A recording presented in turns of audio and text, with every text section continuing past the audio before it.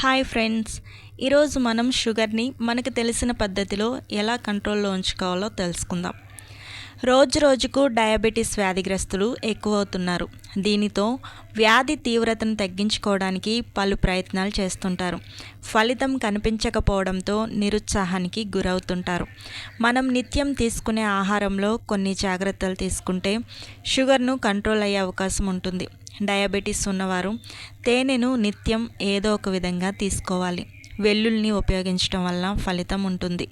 ఇందులో అలియం సాటివం అనే రసాయనం ఉంటుంది. గ్లూకోజ్ స్థాయిలను అదుపు చేస్తుంది.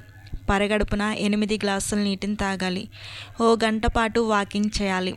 బీట్రూట్ దుంప, మెంతి ఆకు లేదా మెంతుల పొడి, కలబంద, వేప, తులసి వంటి మొక్కల ఆకులను ఉదయం సాయంత్రం తిని తేడా గమనించండి.